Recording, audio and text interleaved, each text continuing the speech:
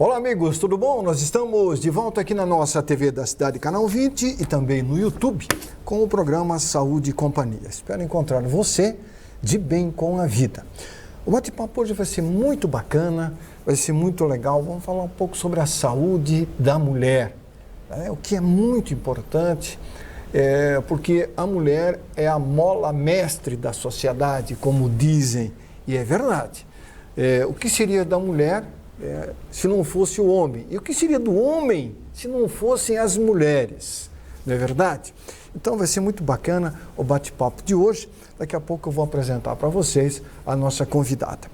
Mas antes de apresentar a nossa convidada de hoje, eu queria rapidamente falar sobre um assunto muito importante, que eu considero importante, que foi a inauguração de um centro de atendimento para pessoas acima de 60 anos de idade, que aconteceu não em Joinville, mas no município de Jaraguá do Sul. Aliás, o prefeito de Jaraguá do Sul está de parabéns pela iniciativa que teve de inaugurar e entregar à população de Jaraguá do Sul um centro de atendimento ao idoso. No Brasil, hoje, lamentavelmente, tanto o governo federal quanto o governo estadual e os governos municipais, com raras exceções, não têm uma política pública de atendimento ao idoso. Tanto Joinville, por exemplo, nós temos o Hospital Materno-Infantil Géser Amarante Faria. É um hospital para crianças e adolescentes. Ótimo, tem que ter. Mas deveríamos ter também um centro de atendimento para idosos, tanto homens quanto mulheres.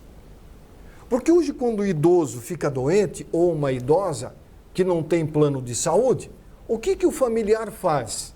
Leva numa unidade de pronto atendimento ou no posto de saúde, onde também vai crianças e jovens. Então, nós, joinvilenses, temos que cobrar do poder público municipal um centro também de atendimento àqueles que têm acima de 65 anos de idade. Isso é necessário, porque você vai ser uma referência. Se tem em casa um idoso com 70 anos de idade, você sabe que você vai levar ele num atendimento para o idoso. E Jaraguá do Sul saiu na frente. Aliás, Jaraguá é um exemplo na área da saúde para outros municípios aqui em Santa Catarina. O prefeito de Joinville deveria ir lá em Jaraguá e dar uma olhadinha naquilo que é feito na área da saúde no município vizinho, que cresce e que tem uma estrutura muito boa na área da saúde pública, notadamente no Sistema Único de Saúde. Então, fica um recadinho para que você, joinvilense, vá para as redes sociais e cobre do prefeito da cidade. Faça a sua parte. Você tem a sua rede social, Instagram, Facebook, vá lá, fale, cobre. Nós pagamos impostos e não são poucos os impostos e temos que ter o retorno desse volume de dinheiro que o governo municipal, o estadual e o federal arrecada e que pouco devolve para nós. Vamos nos manifestar. O momento é esse. Como dizia Dalai Lama, ou diz, existem 2 dias na vida que você não pode fazer nada. Você sabia disso? Não sabia? É o dia de ontem e o dia de amanhã. Você tem que fazer no dia de hoje, para que o amanhã seja diferente. Senão, nada vai mudar. Ok? Eu faço a minha parte, faça você a sua. O programa de hoje vai conversar com a doutora Andressa Pires Alves Lopes. Ela que é ginecologista, a profissional que está chegando na cidade, é uma profissional que tem aí, naturalmente, um futuro brilhante pela frente e que vai colocar em prática o seu conhecimento aqui em Joinville, na área da saúde da mulher. Doutora Andressa, como vai? Tudo bem? Olá, tudo bem? Muito obrigada pelo convite, é um prazer estar aqui. É sempre um prazer falar sobre saúde da mulher. Viemos aqui então bater um papo Vou fazer um gancho com a tua fala, viu? Opa! A gente sempre fala da saúde da mulher e esquece de lembrar de sexualidade, inclusive na terceira idade. Também. É muito importante a gente enfatizar o fato de que sexo é saúde em qualquer etapa da vida, também para a terceira idade. Também. Eu ia falar sobre isso. Não, eu não esqueci, não. Eu tenho uma pergunta a respeito desse tema para você e eu tenho certeza que você vai dar a sua opinião. Agora, como nós falamos na saúde da mulher, existem grupos dentro da ginecologia que defendem determinados atos, tanto na parte clínica quanto na parte cirúrgica. Um exemplo, você acha que uma mulher de 65 anos não deve mais fazer exame ginecológico? Já que você falou no idoso? Uhum. É que quando a gente trabalha em políticas públicas de saúde, nós temos sempre que nos basear na melhor evidência possível. Claro. Eu acredito que quando a gente está falando no dinheiro de todo mundo para gastar com rastreio, o que é o rastreio? No caso do exame ginecológico, o rastreio do câncer de colo de útero. Inclusive, é muito importante a gente falar sobre isso, porque nós estamos no Março Lilás, que é o mês de prevenção do câncer de colo de útero. Exatamente. Então, por que a gente, a partir dos 65 anos, a gente não faz mais o exame preventivo, que é coletar as células do colo do útero? Porque não existe evidência que pesquisar em toda a população encontraria câncer de colo de útero. Porém, nós precisamos individualizar. Quando a gente está falando em política de saúde pública, eu vou pegar toda uma população de um país inteiro que não tem sintoma nenhum e vou procurar ativamente a doença naquelas pessoas. Aí não tem como. Daí não tem como. É isso que a gente fala. O exame preventivo, ele deve ser dessa forma. A gente pesquisa em todo mundo para ver se acha doença. Porém, uma paciente com queixas, sim, sempre deve ser examinada. E o exame físico, sem coletar a célula, deve ser feito em toda consulta ginecológica. Agora, tem um detalhe interessante nesse aspecto aí. Quando nós falamos em exame ginecológico, o famoso Papa Nicolau, que muitos não sabem, foi um italiano, se não me falha a memória, o autor dessa façanha, da técnica, de coletar um materialzinho, tirar célulazinhas e ir para o laboratório.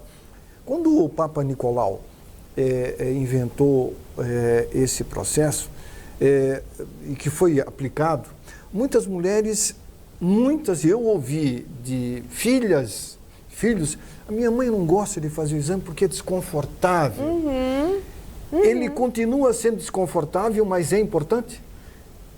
Antigamente, eu costumo dizer que a medicina já foi feita de homens para homens, mas o perfil demográfico da medicina mudou. Mudou. A grande maioria dos médicos hoje são mulheres. E eu acredito, de todo o meu coração, que existam técnicas adequadas para cada paciente. De novo, fazer receita de bolo com seres humanos é impossível, cada ser humano é um universo. Então eu acredito que não tenha mais esse desconforto, porque o aparelho foi diminuindo de tamanho, existem outras técnicas.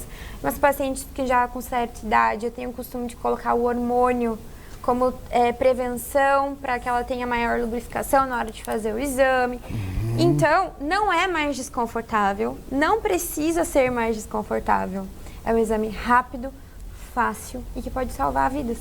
Então, o câncer, desculpa interrompê-la, Andressa, o câncer de colo uterino ainda continua a fazer vítimas no Brasil, né? Continua, e é muito importante a gente observar isso, porque em países como a Austrália, onde a vacinação contra o HPV já foi instituída plenamente nos adolescentes, o câncer foi considerado erradicado. Então é muito importante a gente lembrar disso, vacinar nossas crianças, meninos e meninas, porque o maior causador do câncer de colo de útero é um vírus, que se chama vírus do HPV, e ele é sexualmente transmissível. E o mais importante a gente frisar, mais de 80% da população tem contato com esse vírus em algum momento da vida. Mais de 80%? Porém, nem todos vão desenvolver a doença. Porque alguns têm anticorpos que acabam evitando... A grande maioria das pessoas vai eliminar sozinho. Mas algumas pessoas podem ter esse crescimento celular desenfreado causado pelo HPV, causando câncer. Agora, Andressa, nós estamos vivendo um momento no Brasil de aversão a vacinas. Você é médica, você conversa com pacientes. Doutora, eu estou com dúvida com relação à vacina contra a gripe. Que agora estão falando que vão colocar o vírus Covid junto, que aí eu vou morrer porque querem dizimar metade da população. Você já ouviu falar isso? A vacina contra o HPV, que foi implantada no Brasil há alguns anos atrás, eu acho que é 2, 3 anos atrás. Não, faz mais de 6 anos. Mais de 6 anos. Faz mais de 6 anos. Que houve uma certa restrição de pais de vacinar suas filhas. Você tem uma opinião sobre a importância da vacinação e a jovem deve ser vacinada? Eu entendo o receio em relação a algumas vacinas que são novas. Certo. Entendo o receio, pois todos nós dividimos esse receio quando ela foi feita sem todo aquele tempo de pesquisa. Este não é o caso da vacina do HPV. Especificamente? Especificamente a vacina do HPV. Essa vacina... Temos anos de estudo, temos anos com dados concretos, de anos com estudos sérios, com muitas pessoas demonstrando a sua segurança e demonstrando que, como é o caso de sucesso da Austrália, onde a população foi, na sua maioria, vacinada na adolescência, pré-adolescência, antes do início da vida sexual ativa, o câncer foi erradicado. E no Brasil já está comprovado de que cada vez mais as meninas começam a vida sexual mais precocemente. Hoje a média, dizem, é de 12 anos, quase 13. Prematuramente, né? E mães com 14, com 13, com 12. E é importante a gente entender isso, porque o vírus do HPV, ele é um vírus silente. Ele não causa uma alteração na pessoa a curto prazo, 2, 3 anos. Ele vai minando? O primeiro sinal pode acontecer 10, 15 anos depois da contração do vírus.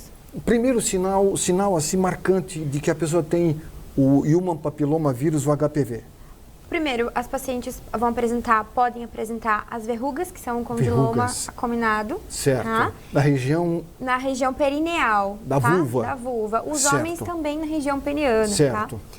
E o câncer de colo de útero, quando já está instalado, ele dá sangramento, dores embaixo do ventre, dor ao ter relação.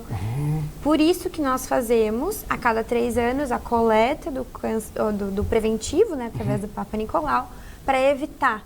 Como ele é um vírus silente, a gente consegue pegar a lesão antes dela virar câncer e tirá-la. Desde que se faça o exame do Papa Nicolau. A vacina, ela tem uma cobertura de 100%? Não. Não chega a 100? Eles fizeram uma pesquisa virológica muito grande e detectaram os 2 tipos que mais causam os cânceres que matam. E os dois vírus que mais causam as verrugas que incomodam, que são de difícil controle.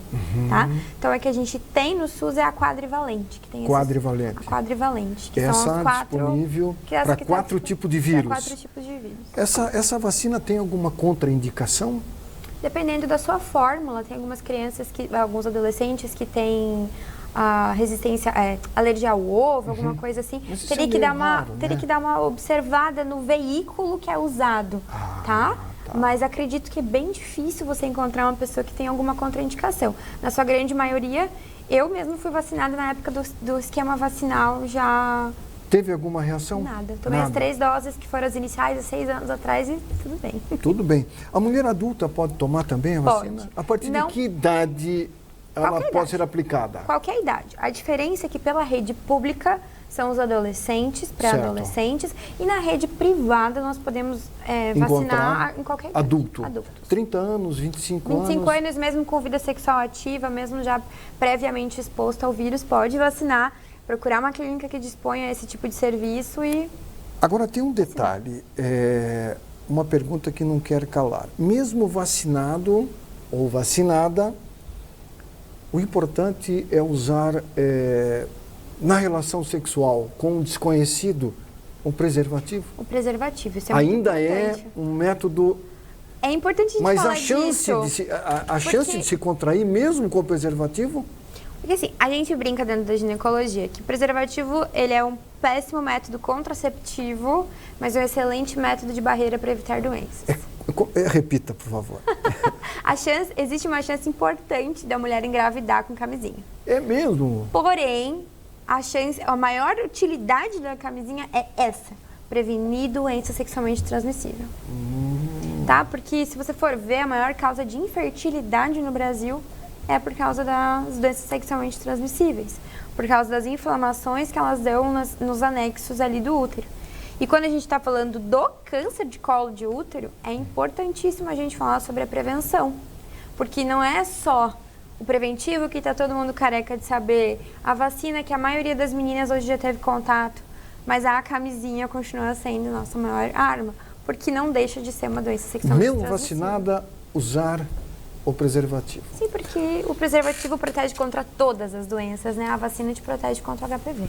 E, infelizmente, as doenças sexualmente transmissíveis têm tido um crescimento considerável em várias partes do Brasil. Em Joinville, no ano passado, depoimento de um amigo meu urologista, estava faltando penicilina para tratar gonorreia.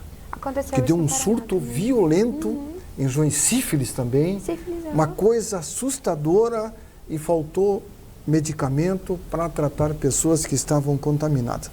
Falta de consciência, né? Falta de uso de preservativo. Um estudo do ano passado mostrou que... Né, nós temos no poder público lá no postinho disponível, não custa tão caro. Eu acredito que seja um problema geracional. Geracional. A minha geração ainda viu Cazuza morrer, a minha geração ainda tinha medo. Tinha. Hoje a AIDS é uma doença crônica, onde se vive normalmente, ainda bem, graças a Deus, as pessoas têm dignidade, uma vida normal. Porém, isso não te dá uma carta branca para deixar de ter cuidado. Mas né? sabe o porquê disso? Eu ouvi de vários médicos depoimentos dito o seguinte: a AIDS é uma doença que não mata mais. É uma doença que hoje nós temos um arsenal terapêutico muito grande, que nós podemos tratar e a pessoa ter uma vida dita normal, entre aspas. Isso fez com que muitos abandonassem o preservativo. Eu concordo. O que eu acho errado. O médico diz, não, a AIDS mata. E ela mata. Com a Covid aí, muitos que tinham o HIV morreram por causa da imunidade. Mesmo tomando aquele coquetel de medicamento, vieram a óbito em consequência do Covid. É isso que eu falo. A gente não pode deixar de trazer a dignidade para aquele paciente que é soro positivo. Claro. Porém, nós não podemos... hoje em dia, o óbvio precisa ser dito, explicado e desenhado, né? A gente às vezes tem medo de falar algumas coisas, mas sim, existem pessoas que são resistentes ao tratamento, existem pessoas que mesmo com o tratamento morrem e precisamos nos cuidar. Né? Muito. Precisamos nos cuidar e a nossa saúde tem que estar em dia e se a gente não é capaz de cuidar da gente não consegue cuidar do próximo. Porque viver é bom, mas com qualidade de vida é melhor ainda. Qualidade de vida é se cuidar. Né? O mundo hoje, ele oferece 1001 informações. Né? As redes sociais, você é bombardeado dia e noite com informações, informação contra informação, contra informação. E aí você não sabe mais o que é certo e o que é errado, às vezes, né? Que hoje o errado está certo e o certo está errado. Eu trago isso mesmo... A medicina hoje até está dividida em algumas coisas, né, Andressa? É difícil porque hoje em dia, eu falo, é muito fácil hoje em dia alguma pessoa publicar um artigo e dizer que aquilo tem embasamento. Isso. Então a gente tem que ter muita cautela, olhar científico, principalmente nós médicos, ao saber avaliar a qualidade da literatura pela qual nós embasamos nossas condutas. E eu vou fazer um gancho. Eu gosto tanto de falar de sexualidade por causa disso. O tanto de informação que é produzida da sexualidade feminina quadriplicou nos últimos 5 anos. Nossa, quadriplicou. Sabe por quê? Você vai responder depois do intervalo comercial. Você marca bem o que você vai falar. Tá ok? Nós temos um intervalinho, já mandaram lá um time zap, está na hora do intervalo. Nós estamos conversando hoje com a doutora Andressa Pires Alves Lopes, ginecologista. Uma pessoa muito inteligente, passa uma mensagem muito bacana. Nós vamos um intervalinho rápido, lembrando sempre dos nossos apoiadores. o Clube Social Saúde. Você já conhece o Clube Social Saúde? Não conhece? Procure conhecer. Está na telinha aí o telefone. Você tem planos a partir de R$10. Acredite, você tem uma série de vantagens em atendimento médico, exames, enfim, é uma beleza, como se diz na gíria, Clube Social Saúde. Procure se informar. Eu tenho certeza que você vai gostar e vai ganhar. Clube Social Saúde, eu indico. Em nome também da Oceano, do Laboratório Jimenez e da Clínica São Marcos Pneumologia. Nós vamos ao intervalo comercial e voltamos em instantes. Muito bem, estamos de volta com o programa Saúde e Companhia, hoje conversando com a doutora Andressa Pires Alves Lopes, ginecologista e também atuante na área da sexologia. Isso, é isso? Isso mesmo. Isso. Agora, Andressa, muito se fala sobre o sexo na terceira idade. Só no começo do programa você falou sobre isso. A medicina evoluiu muito em termos de tratamento e em termos de terapia. Né? Nós temos hoje medicamentos que auxiliam tanto o homem quanto a mulher a melhorar a sua vida sexual. Viver bem é ter uma vida sexual boa? Exatamente. É. Quando você vai olhar o conceito de saúde, é quando você tem a ausência de qualquer injúria, quando você tem todos os seus sistemas funcionantes. Portanto, quando nós temos alguma disfunção, alguma coisa que atrapalha a sexualidade do ser humano, nós estamos falando em doença. Então, ser humano, homem ou mulher, que tem algum problema de disfunção sexual, não é um ser humano saudável. Então, como nós temos como nossa missão, médicos, promover a saúde, colocar a sexualidade como um debate é de extrema importância. Porque quando a gente fala em sexualidade, vai muito além do que prescrever medicações. Prescrever medicações é só a superfície, é como se fosse o topo do iceberg. Porque o sexo, ele é biopsicossocial. E quando a gente entra no psico e no social, a gente está falando em tratar pessoas no seu comportamento, no seu passado. Porque como a sexualidade de uma pessoa, tanto homem como mulher, ela é uma construção social, ao longo da sua vida, ela vai como se fosse colocando tijolinhos na parede da sua sexualidade. Quando tem uma movimentaçãozinha, a gente precisa rever tudo isso. Então, sexualidade é muito mais do que tomar um remédio, é muito mais do que transar. É tudo aquilo que envolve o emocional, principalmente para a mulher. O emocional para a mulher é mais importante. Muitas mulheres relatam, eu não tenho mais relação com meu marido porque eu sinto dor.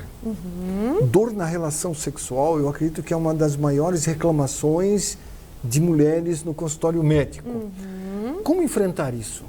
Primeiro, a gente tem que entender que nenhum tipo de dor para ter relação é normal. Se existe alguém assistindo esse programa e sente qualquer tipo de dor ou desconforto, procure seu ginecologista, porque há tratamento e tem como consertar esse problema para que você tenha saúde, como eu já expliquei. Dor para ter relação, a gente sempre tem que enquadrá-la em caixinhas, né?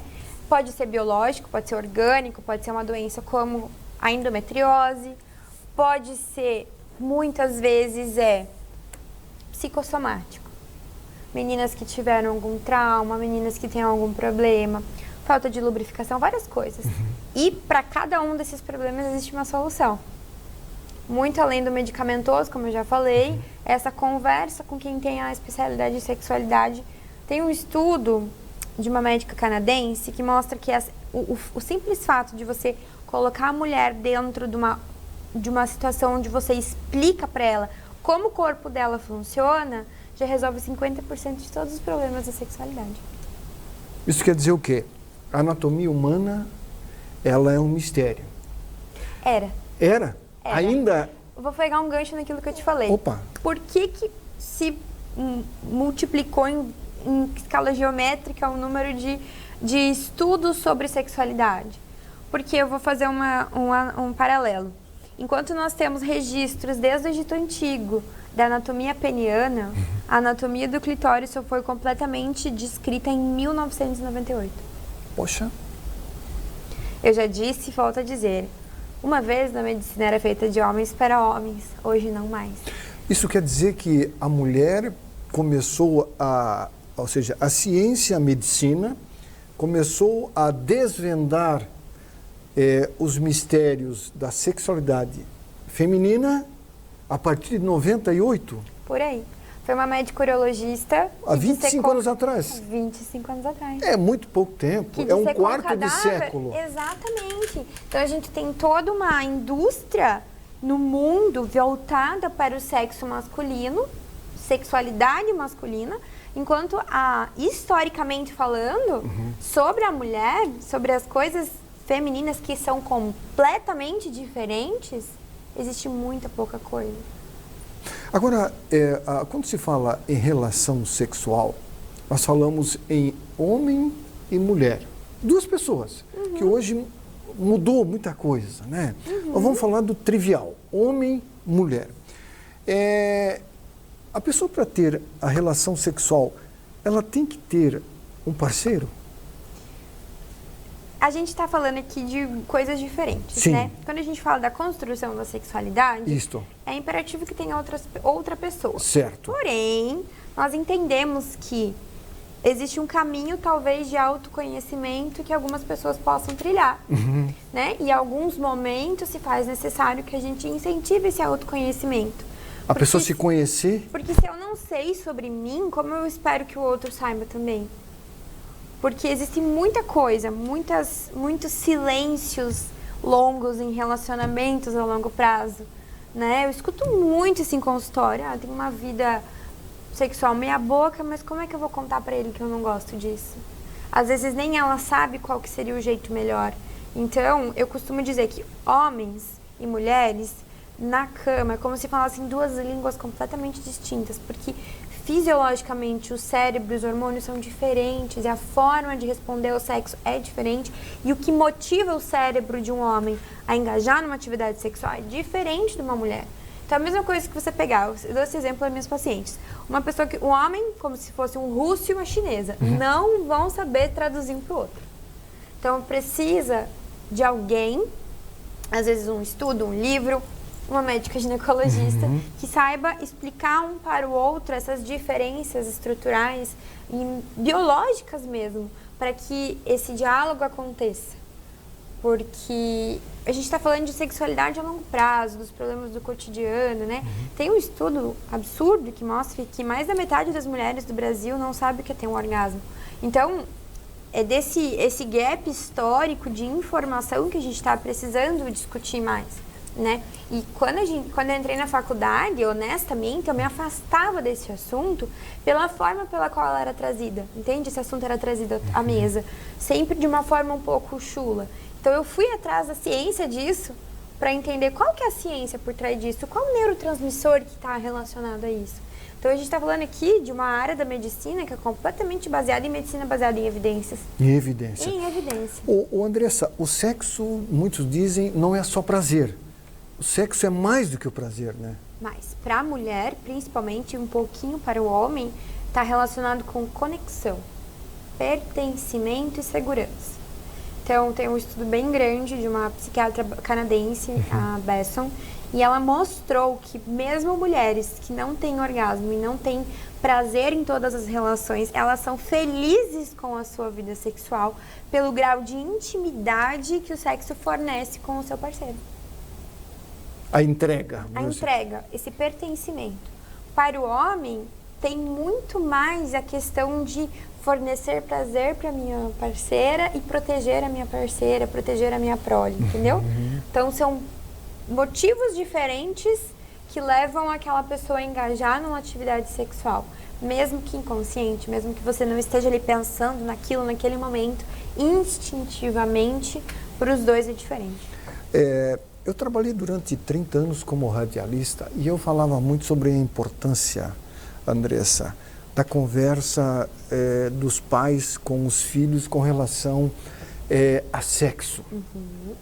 E me lembro que numa ocasião uma senhora me ligou e disse que eu estava incitando a promiscuidade ao falar que os pais e os professores dentro de sala de aula deveriam abordar esse tema que, na minha humilde opinião, é um tema que deveria ser inerente ao dia a dia de um adolescente, de uma criança.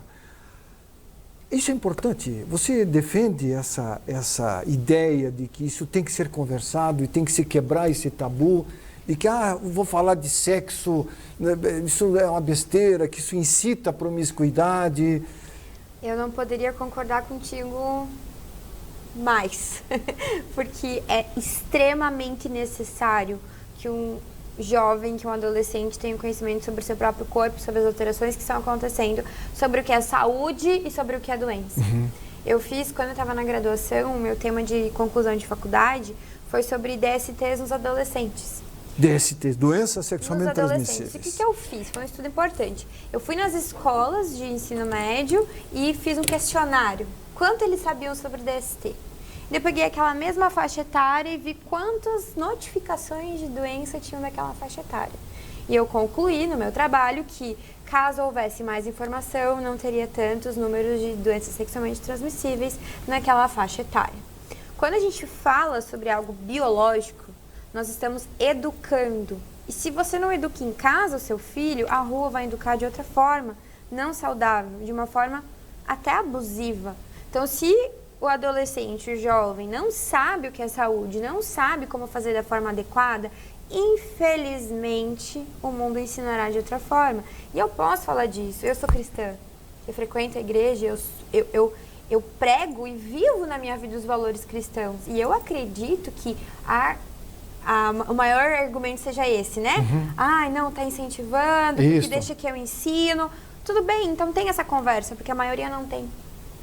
A maioria não tem. A escola deveria trazer, porque isso é biologia, isso é fisiologia, isso é do ser humano, né? Na faixa etária adequada, com o grau de informação que é pertinente à faixa etária. Isso não é incentivar, é educar. É só você ver, eu vi um vídeo de uns 2 anos atrás, uma dessas participantes do Big Brother que queria colocar um OB para não fazer xixi na calça. Ela não sabia que existiam 2 buracos diferentes. A menina devia ter uns 25 anos de idade. Então, esse é o grau de instrução que os nossos jovens estão tendo. Eles não sabem a anatomia do seu próprio corpo. E isso, no nível de informação que nós temos na palma da nossa mão, é inadmissível. Quando eu falo sobre redes sociais, tinha falado muito aqui no programa, que você é bombardeado com informações que não têm sentido às vezes, e você dá importância a essas informações e não dá importância a uma informação boa. Essa conversa que nós estamos tendo aqui hoje, por exemplo, é uma informação boa. Né? Você falando de que é importante o pai, o cuidador, conversar com a menina ou com o menino sobre a questão sexo. Não é para dizer, vá fazer. Não, é dizer, você tem, quando fizer, tem que cuidar. É isso que o médico procura passar, né? Eu gosto muito quando os pais trazem as adolescentes para mim antes do início da vida sexual. É importante, né? É muito importante, porque tá tudo bem se o pai não sabe ter essa conversa. Tá tudo bem se ele não tem os meios necessários, nem a informação completa. Adequada. Né? Já tive várias vezes com adolescentes, junto com os pais, e é muito legal, porque eu tenho uns protótipos lá, as marquinhas de vagina, explico tudo, e a vulva. Como é que é o corpo? Como que funciona. As pessoas têm direito a saber essas informações. Devem. Né? E quando você eu vou mais fundo, as pessoas que passam por abusos sexuais, estou falando de uma coisa muito pesada, uma coisa horrorosa. Muito. Talvez, não estou dizendo que pediria, mas quanto de informação faltou para essa criança para perceber se está errado, para sinalizar alguém, para saber aqui não pode mexer. Então, esse tipo de informação liberta a criança de algumas situações. E às vezes os pais não falam porque acham que não vai acontecer. E a maioria dos abusos acontecem em casa. Com parentes abusando de parentes. A estatística está aí e ela é gritante. Muito grande. E na prática de ginecologia, infelizmente, a gente encontra casos assim. Com crianças que foram abusadas. É de dilacerar o coração. Acredito, viu? Mas existe tratamento. Eu trato também algumas pacientes adultas que passaram por isso. Por traumas. Dentro da sexualidade a gente consegue sim restaurar a saúde física e psicológica dessas mulheres para que elas tenham vidas plenamente saudáveis na sexualidade delas. É por isso que é importante a gente falar sobre a evolução da medicina na área da saúde da mulher. A questão da sexualidade, o acompanhamento, o tratamento e a oferta de formas de se buscar dar a essa pessoa uma melhor qualidade de vida, está aí, né? Porque é saúde. É saúde, né? E eu busco falar disso no meu Instagram o tempo todo, porque eu gostaria que uma menina de 15 anos entendesse o meu falar sobre isso e uma senhora de 70 também. Que fosse válido para ambas e que isso agregasse valor. Com a mesma linguagem. Com a mesma linguagem, de uma forma mulher acessível. É mulher, 15 ou 70 é mulher. É mulher e o sexo faz parte da vida da mulher, né? Por mais que a gente tente afastar, não, sexualidade não, coisa de, sei lá, de quem balança o bumbum na câmera, isso. não. Todo mundo veio de um ato sexual. Nós nascemos porque alguém um dia teve um ato sexual. Exato. Gera vida, gera saúde, melhora os hormônios do corpo, diminui o cortisol, melhora a pele da mulher. Melhora o humor. Melhora o humor. E o humor é importante na mulher, né? É importante, a gente é de fase. Porque, como os homens dizem, nada mais ruim do que uma mulher mal-humorada, né? Claro, quer deixar essa mulher feliz, conversa com ela, entende do que ela gosta, que vai dar certo. Que vai dar certo, é por aí. Eu acho que é assim que se fortalece o relacionamento, né? Com certeza. Não é só dando uma rosinha, tomando um copinho de champanhe, tem que ter algo mais. Eu costumo dizer para as minhas pacientes, se não se tem intimidade para falar sobre isso, não se deve fazer. Porque o grau de intimidade deve ser falar, saber expressar o que gosta, o que não gosta, o que funciona, o que faz bem, o que não faz bem, a ponto de chegar para fazer. Porque a gente está acostumada a ver as histórias, principalmente nos divórcios. Deixou ficar morno até que esfriou e daí não tinha mais como. Fala, conversa, conserta, explica. Tá tudo... Pede desculpa. Pede desculpa. O que muita gente não consegue, né? Tá errado e vai até... Não, pede desculpa. A desculpa existe para se você, né, pedir desculpa. As pessoas erram o tempo todo. Nós somos seres humanos. E o ser humano, ele tem que mudar esse conceito. Nós estamos vivendo uma fase no mundo hoje da pressa. Você já viu, Andressa? Aonde que nós queremos chegar? A volatilidade, todo mundo está com pressa. Né? A volatilidade da nossa geração. Eu digo isso por mim, da minha geração. É muito tudo na ponta da mão, ali para ontem. E nós estamos acostumados com coisas que não duram. Porque você não dá tempo, nem importância, nem o cuidado necessário para que aquilo cresça e dure. E se entra em casamento com uma porta de saída aberta, né? Qualquer coisa a gente sai. Qualquer coisa a gente divorcia. Temos que rever alguns conceitos, né? A gente tem que aprender a consertar as coisas quando elas estragam, não jogar fora e trocar por outras. E o relacionamento sexual é fundamento básico para a vida, né? É fundamento básico para a vida. Tanto para a conectividade do casal, como um só, né? Não é à toa que eu brinco, na Bíblia não fala, serão uma só carne. Tá falando disso, gente. Tá na Bíblia. Tá na Bíblia. É bíblico. É bíblico. Tanto para a conexão dos dois, como para a saúde física dos dois e para a saúde emocional. Que é fundamental. Nós estamos conversando com a doutora Andressa Pires Alves Lopes, médica ginecologista, aqui no programa Saúde e Companhia, que vai um intervalinho rápido. Nós voltamos já para a continuidade dessa conversa tranquila e descontraída sobre saúde da mulher, sobre sexualidade, que é muito importante para um relacionamento. Intervalinho rápido, nós voltamos em instantes. Muito bem, estamos de volta com o programa Saúde e Companhia, conversando hoje com a doutora Andressa Pires Alves Lopes, médica ginecologista e também atua na área da sexologia. Não é sexologia não, né? Vamos falar de terapia sexual também. Terapia sexual também. Abrange tudo? Abrange tudo. Que é importante, né? É muito importante. Andressa, quando nós falamos em sexologia, as pessoas dizem, mas o sexo se vulgarizou. Eu, como homem, não vejo o sexo como algo vulgar. Eu vejo o sexo como algo natural, normal. Com o decorrer dos anos, Muitos dizem, porque fazer sexo é uma coisa que às vezes tu tem que fazer porque tem que fazer. Mas o sexo ele deve ser praticado quando há um consenso e quando esse sexo praticado a dois traga a alegria e o bem-estar a quem está praticando, né? Quando a gente fala em nossa vulgarização, eu até entendo um pouco o que está acontecendo. É porque o sexo ele é um processo fisiológico inerente do ser humano. Não é uma necessidade básica como comer, o respirar, o ir ao banheiro, porém faz parte das necessidades de saúde de um ser humano. Certo. O que a gente viu que é um alarme para a gente falar sobre isso agora? A construção de sexualidade dos jovens baseada em pornografia. Por que a gente tem que falar sobre isso? Aí que entra na banalização do sexo e da retirada do propósito do sexo. Quando um homem, dá um exemplo masculino, tá? Mas vale para a mulher também, assiste a pornografia e chega até o orgasmo com a pornografia, ele libera um neurotransmissor, que é a dopamina, 100 vezes mais do que um sexo de forma habitual com a sua esposa.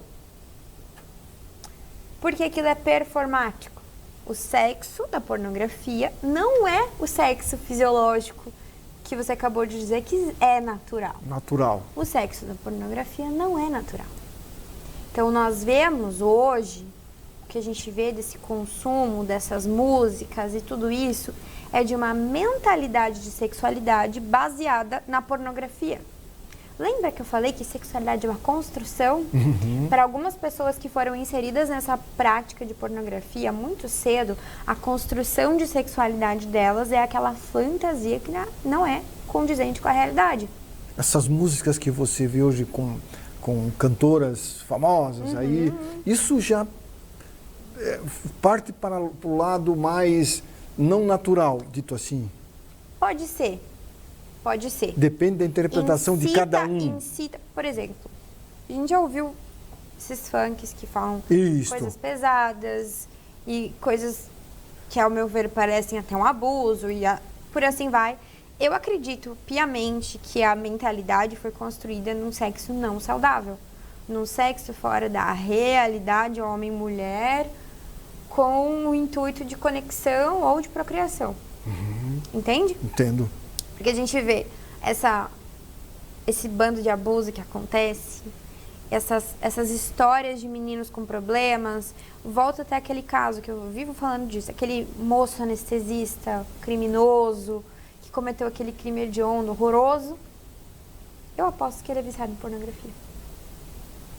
Está a construção da sexualidade dele está completamente errada. Nem todo mundo é psicopata e criminoso, mas a maioria das pessoas que começam a assistir pornografia, elas vão se dessensibilizando. Ou seja, eu estou na pornografia, eu não sinto tanto prazer como com a minha esposa. Então, aos poucos, eu vou deixar de ter relação com ela, porque isso aqui me dá mais prazer, porque eu já expliquei, a dopamina aumenta muito mais e tudo mais. E o que acontece? Você sensibiliza essa via neuronal. Cada pouco eu preciso de um estímulo maior. Você vai perdendo a noção... Vai perdendo. Por exemplo, eu já não consigo mais ver o pornográfico normal. Daqui a pouco tem que ter alguma bizarrice, uma coisa fora do comum. Não vou nem citar coisas assim que a gente acaba lendo, mas cada vez fica pior. Daqui a pouco eu preciso cometer um crime, daqui a pouco uma zoofilia, para conseguir sentir a mesma coisa que eu sentia lá no começo, porque eu fui me desensibilizando ao longo do tempo. E homens são incentivados por filmes, por livros, por séries, pelos amigos, a consumir a pornografia. E eu digo, isso é letal para a sua saúde sexual como um casal. Isso, para a companheira, no caso, não é legal. E o consumo de pornografia por mulheres explodiu ano passado. Ano passado por mulheres? Por mulheres. As mulheres estão consumindo muita pornografia também. Nossa! Justamente por isso. O prazer é muito maior, mas é um prazer que não é real. Aquilo é uma fantasia. É uma droga, vamos dizer assim. A dopamina é o mesmo neurotransmissor que aumenta quando você usa cocaína. Em proporções, cada um com a sua, mas é o mesmo neurotransmissor. O sexo tem que ser normal. Depende. O normal é o sexo pessoa. normal, sim. entre você e o seu parceiro. Com carícias, Com respeito. Com consentimento. Concordância. Com concordância. Com levar em conta o outro, né? Porque se você vai só pelo seu prazer e não pensa no do outro... Não é legal. Fica difícil. Mas o problema é quando a construção dessa sexualidade está embasada numa coisa que não é real e não é saudável. Agora, muitos homens dizem assim, a minha mulher ficou frígida, ela está fria, ela não... eu não procuro mais ela, porque eu chego em casa, ela está toda desregrada, está toda largada. Isso também acaba afetando o relacionamento? Claro, porque... Quando a mulher não se cuida um pouquinho? A questão é essa. Homem, ele é visual e ele consegue ter o desejo espontâneo, mesmo em relacionamentos a longo prazo. Uhum. Mulher não. A mulher, ela vira neutra sexualmente. Ela precisa ser estimulada para ter desejo. Então ela vira um ser responsivo ao estímulo do parceiro ou a uma memória. E enquanto o homem ele é visual, viu e sente o desejo, a mulher não. A mulher não é visual. Ela não age dessa maneira. Não, o olhar a algo que ela acha bonito não leva ao desejo sexual como homem. Então, o que a gente geralmente faz na nossa vida? A gente mede o outro com a nossa régua. Claro. Então, se pra mim o visual não é importante, eu não vou esperar meu marido tudo bonitinho de lingerie, porque pra mim isso não é importante. E é aí que entra o diálogo. Se você não é capaz de contar pro marido, olha, eu sei que você gosta disso, mas pra mim funciona assim, assim, assim. E como ela tá neutra sexualmente, o homem tá lá sendo estimulado de uma forma espontânea, ele vai achar, poxa, ela não tá sendo estimulada, então o problema é nela ou tá comigo. Sendo que na realidade não há um problema. Esse é a sexualidade ao longo de um relacionamento de longo prazo, é assim que ela evolui. Enquanto a mulher fica neutra sexualmente, o homem continua sendo espontâneo.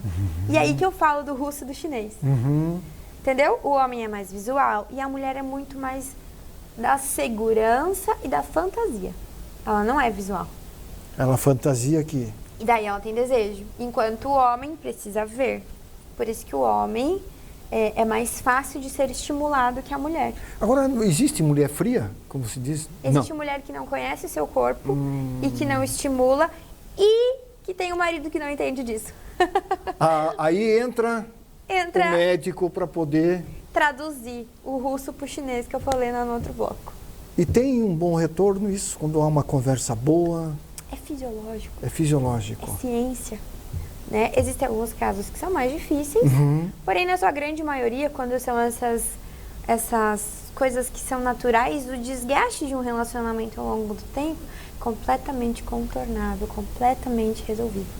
Agora, quando nós estamos quase ao final do programa, quando a mulher, voltando lá no começo do programa, sente dor na relação e ela se submete a essa dor para agradar o marido, é correto isso, Andressa? Não, ela precisa procurar ajuda. Porque às vezes ela não quer reclamar porque ela medo, fica naquilo. Por amor, por altruísmo, por entrega. Mas acontece o seguinte, toda vez que você estimula a via da dor, você vai ensinando para o seu cérebro que sexo é ruim. Seu cérebro é muito esperto. Ele não quer passar por dor. Então, cada vez menos você vai querendo ter sexo, até o ponto de você ter fobia disso. Então, não estimule a via da dor. Conserte o problema da dor e depois volte a estimular a via do sexo. E tem meios de se fazer isso hoje em dia? Meios, técnicas, inclusive fisioterapia pélvica, os nossos fisioterapeutas pélvicos, um grande abraço. O que seria da sexualidade sem vocês? São nossos braços direitos e esquerdos dentro da sexualidade. Sem a fisioterapia pélvica não existiria sexualidade. Então, nós dependemos do trabalho deles em conjunto e a gente sempre pensa numa equipe multidisciplinar. Psicólogos, porque a gente fala de terapia sexual. Agora, a terapia daquela que você conversa, encontra aquele processo terapêutico pessoal, tem que ser feito com o psicólogo, fisioterapeuta pélvico, nutricionista e educador físico, porque ter uma boa nutrição e fazer atividade física regular faz diferença na sexualidade. Dormir bem. dormir bem. Eu sempre ensino para as minhas pacientes a higiene do sono, né? Para que a gente tenha as 8 horas de sono necessárias. E ingesta hídrica. Por mais que pareça bobo, mulheres que bebem a sua quantidade de água mínima necessária têm mais lubrificação e melhora a vida sexual. Mais líquido, melhor lubrificação, uma sensação de bem-estar na relação. E quando a pessoa tiver dúvida, não deve ter vergonha de conversar com um profissional, no caso como você, que atua nessa área, e abrir a cabecinha, né? É porque a gente Isso foi faz a ensinado diferença. que é pecado, que é medo, que Isso. não pode. Que não... A menina, quando coloca a mão, já não põe a mão aí. Isso. Então, a gente tem que entender que faz parte da saúde e que é necessário promover essa saúde. Que não está normal se você não está feliz na sua sexualidade. É importante conversar. Extremamente. Não se fechar, ou seja, eu não vou porque eu tenho vergonha de falar. Mas não tem vergonha de sofrer. Tem que ter vergonha da infelicidade, tem que ter vergonha da dor, tem que ter vergonha da falta de saúde dentro de um relacionamento. Isso faz a diferença, né, Andressa? Acredito que a gente pode melhorar a vida das pessoas desde que a pessoa tome a iniciativa de procurar se ajudar, né? Claro, e as técnicas e as medidas são mais simples do que a gente imagina. Mais né? simples. Simples, é comportamental. O sexo, ele é comportamental. Então, são medidas comportamentais. Que você aplicando no dia a dia. E reiterando tudo aquilo. Sem uma equipe multidisciplinar, com psicólogo, com fisioterapeuta pélvico, com educador físico, com nutricionista, não tem como Tudo tem de dar certo. Tudo tem de dar certo. Uma pessoa bem nutrida, que dorme as 8 horas de sono noturna, que faz atividade física regular e está com a saúde mental em dia, ela está mais de 90% do caminho. Tá bombando. Tá bem. Andressa Pires Alves Lopes, obrigado. Obrigada a você. Muito legal conversar com você. Sucesso. Você é uma profissional que já demonstrou muito conhecimento. Eu tenho certeza que vai fazer sucesso aqui em Joinville. Obrigada. Saúde a você, um grande abraço. A todos nós. Felicidades. Muito bem, conversei com Andressa Pires Alves Lopes, médica ginecologista. Todos, um abraço. E não esqueça, quando você tiver dúvida a respeito de um problema que você tem, procure um profissional inerente à área. Um ginecologista, um endocrinologista, se for um problema que você está engordando demais ou emagrecendo demais, procure um médico profissional. Não procure um colega que não entende de medicina. Procure um profissional, procure um médico. É importante. Ok? Um grande abraço a todos. Semana que vem nós voltamos. Até lá. Tchau.